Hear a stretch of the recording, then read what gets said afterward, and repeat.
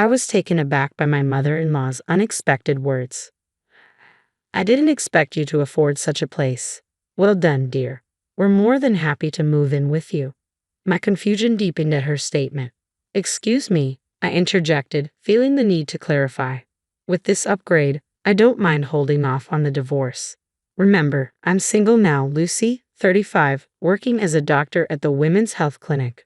My apartment, a comfortable 15-minute drive from work, accommodates not just me but also my husband, William, and his parents. My marriage to William commenced 5 years ago, accompanied by his condition that we live with his parents. Being an only child, I understood his familial obligations. Despite knowing this beforehand, I agreed wholeheartedly. Thus, when we tied the knot, we opted for a larger apartment, embracing life with his parents as part of our domestic arrangement. Initially, when we began our cohabitation, William's parents assured me, "As a doctor, Lucy, you're undoubtedly busy. Leave the household chores to us. Your father-in-law and I will handle everything else while you focus on your work." And true to their word, they diligently managed all cooking, cleaning, and domestic tasks, affording me the luxury of concentrating solely on my professional duties. I assumed William enjoyed the same privileges. However, our dynamic shifted dramatically 6 months later. Abruptly, William resigned from his job. Taken aback, I inquired, "What's prompted this decision? Why quit?"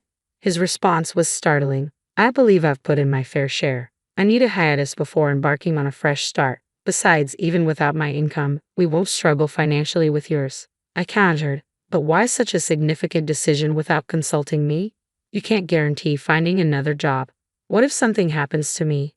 His reply was dismissive. "There's no need for pessimism. We have savings to fall back on." Attempting to reason, my mother-in-law intervened. "Now, Lucy, don't be too hard on him. William has toiled diligently thus far. A break is well deserved. Wouldn't you agree? You can compensate for his absence by working a bit harder." Stunned into silence, I pondered the unfairness of her suggestion. My workload was already demanding, and it seemed ludicrous to imply that I should bear the brunt of our financial responsibilities while William enjoyed a respite. After all, I too faced challenges. Upon hearing my retort, my mother-in-law's expression shifted abruptly. With raised eyebrows, she retorted, "Let me remind you, Lucy, you're not the sole one grappling with difficulties here. While you were at work, your father-in-law and I were tending to the household tasks alongside our own jobs without respite. If you insist on such talk, we'll cease our contributions to the household. From now on, you're on your own." Her words struck me dumb. With that declaration, my mother-in-law and William exited the room, heading to the living room to watch TV. Thus began my solitary struggle to juggle both household chores and my job. No one else would lift a finger to help. Takeout meals became a regular occurrence, likely to stave off hunger in their absence of cooking. However, their preferences leaned towards pricey options like sushi, leading to mounting demands for increased funds to cover food expenses. "Lucy, ensure there's enough money for our meals. Are you aiming to starve us?" they plead. Even when I urged restraint, my mother-in-law would counter, "How heartless to suggest scrimping on food when we're confined at home with no other indulgences. You're such a heartless person, neglecting your responsibilities to care for your in-laws. Perhaps divorce is the answer," he declared. Exasperated, I relented, increasing the funds allotted for food, enabling my in-laws and William to indulge in whatever culinary desires they fancied. During a brief break from work, I dashed to a nearby gas station to pick up a few essentials. Upon reaching the counter for payment, I realized my card was missing and my wallet seemed lighter. Momentary confusion gripped me before I hurried home immediately after work. Bursting into the living room, I was met with the sight of a gleaming new television. "Welcome home, Lucy." "Back so soon," chimed in William, his voice laced with fond innocence. "Isn't it splendid, Lucy?" added my mother-in-law, their faces adorned with sinister smirks. "What's this? How did you manage to afford this?" I questioned, baffled by the sudden splurge. "We had savings, obviously." "Savings," came the casual reply. My mother-in-law seized the opportunity to chime in, her tone dripping with fond gratitude. "Oh, Lucy, we had no idea you were saving so diligently for us. You should have mentioned it sooner. With your dutiful contributions, we can now enjoy even more luxuries. You've finally proven your worth as a daughter-in-law." Spotting my card on the table, I exclaimed, "Wait, did you use my savings? And how did you obtain the PI?" The response was dismissive. It's simple to deduce. After all, we're family, my mother-in-law asserted with a satisfied grin. Using William's birthday as the PIN shows your affection for him, she added, seemingly pleased with her deduction. I didn't choose the PIN with William in mind. It simply remained unchanged since our marriage. And my feelings towards William are not as they once were, I confessed. Unfazed, both my mother-in-law and William continued their audacious demands. You haven't fulfilled your duties as a daughter-in-law thus far. There's no need to make a fuss over this. Your obligation is clear. Hand over your savings to us quietly. We expect $3,000, no, $4,000 monthly from now on. Don't try to hide your earnings. Ensure we receive our fair share, they insisted. Incensed by their shameless demands, I snapped back. This isn't a joke. Why should my hard-earned money line your pockets? If you desire funds, earn them yourselves. This applies to you both, mother-in-law and father-in-law. Show some decency and consider household finances before attempting to extort from me. The room fell into a heavy silence, the weight of my words hanging in the air. Yet it took no time for my in-laws to retaliate. Such impertinence, daughter-in-law. Is that how you address your mother-in-law? We see no semblance of gratitude from you. What use is a daughter-in-law who only brings money? Your audacity is beyond belief. There's a line you've crossed, my father-in-law seethed. William, unable to contain his frustration, stormed off to his room, though he soon returned with a piece of paper in hand. Here, he thrust it towards me. It was a divorce decree. To my disbelief, not only was William's signature present, but also those of my in-laws as witnesses. File it if you dare, but be prepared to vacate this condo. Living with a stranger is out of the question. Unlike his wife, William is capable, my father-in-law declared sternly. Lucy will overlook your outburst as a momentary lapse. However, any further defiance will lead to your divorce, they jeered, their laughter filling the room. Anger boiled within me, but so did a glimmer of satisfaction. Yet now wasn't the time for retaliation. Suppressing my urge to lash out, I calmly stated, I'll begin moving my belongings and essentials before making my way to my room. My in-laws and William wore expressions of bewilderment. Did they believe I'd beg for forgiveness at the mere mention of divorce? How naive. The divorce papers, complete with signatures, served as a stark reminder of their intentions. Swiftly, I gathered my belongings and declared, I'm leaving. Don't expect me to come to your aid, even in times of trouble. With that, I departed our condo, the divorce papers securely in my possession, seeking refuge in a nearby business hotel for the night. Taking swift action, I canceled the card William had utilized online. Upon checking my balance, I discovered that the once plentiful account, boasting over $10,000, now contained a mere $3,000. Curiosity piqued, I pondered over their extravagant expenditures. However, my savings weren't limited to that account alone. As a precaution, I had sizable reserves in 2 other accounts linked to them. Though stunned to see $7,000 vanish, I deemed it a necessary sacrifice to sever ties with that family. The following day, I wasted no time and headed straight to the city office to submit the divorce papers. With a sense of relief, I watched as they were duly accepted. To assure the finality of the matter, I double-checked my family register certificate, confirming my newfound status as a divorced individual. At last, I had severed ties with that troublesome mother-son duo. While the urge to rejoice surged within me, I remained composed, knowing there were still tasks at hand. My next stop was a real estate agency, where I attended to 2 crucial matters. Firstly, I invested in a home of my own, utilizing the savings I had diligently accrued over the years. Through this process, I came to grasp the true significance of living life on my own terms.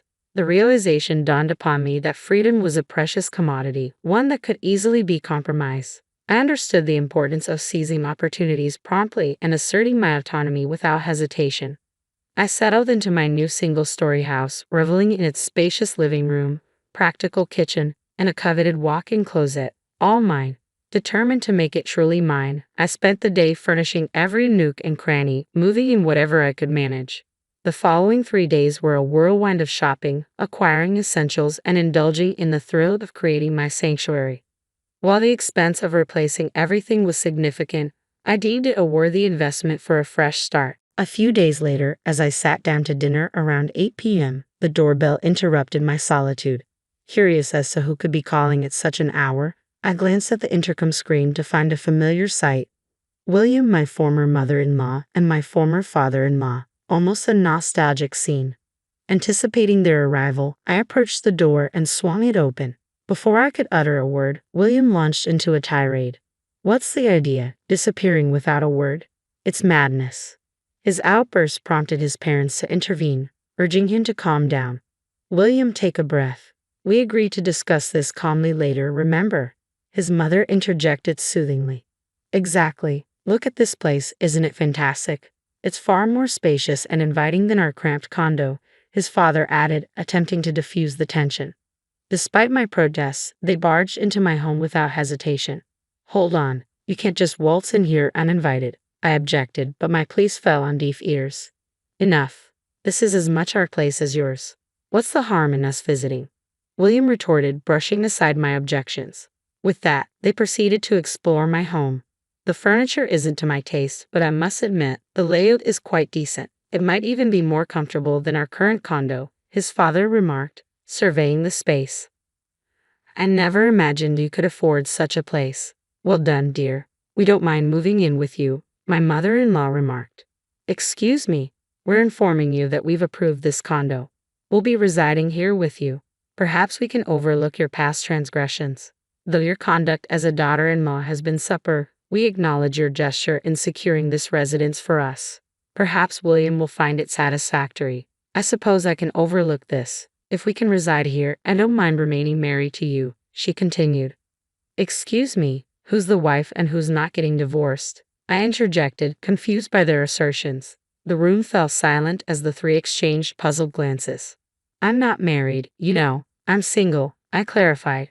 Rather than showing astonishment, they seemed unable to comprehend my words. What nonsense are you spouting? Do you think you can escape the consequences of your disrespect? My father-in-law retorted. In response, I thrust the divorce certificate into William's stunned face, causing a visible shift in their demeanor. Lucy, how dare you take such action without consulting us? Do you expect forgiveness? My mother-in-law demanded. Yes, I do. After all, you provided it to me for that purpose, didn't you? I replied calmly. Lucy, how dare you take such action without consulting us? Do you expect forgiveness? She repeated, her tone growing more agitated. Forgiveness. Your names were clearly stated on the divorce notice, weren't they? Including your names implies a decision was made, doesn't it?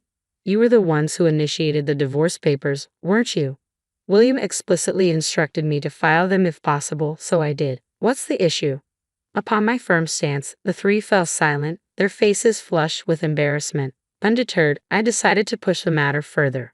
Let's not forget, you're the ones who kicked me out.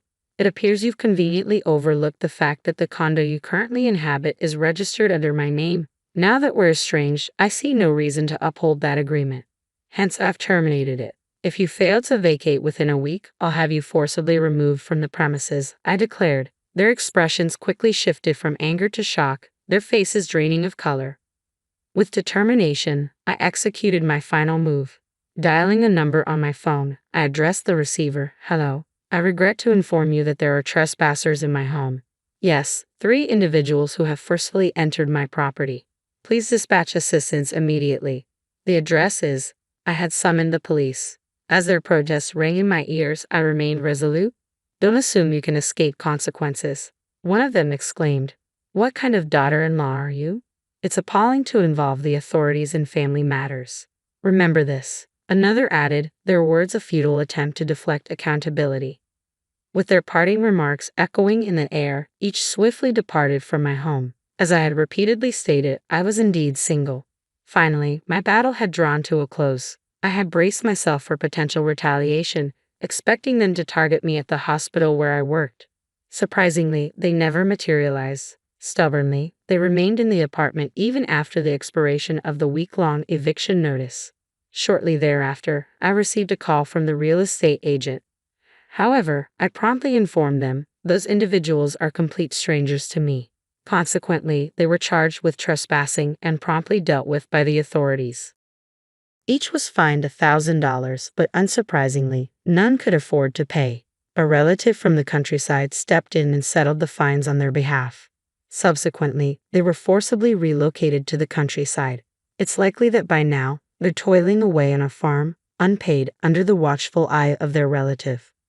For me, life is unfolding smoothly. Embracing my newfound independence, I've rediscovered the joys of living alone. After years of prioritizing others over myself, every day feels like a fresh start. Moving forward, I'm determined to savor each moment and seize the opportunities that come my way, ensuring that I make the most of this precious life.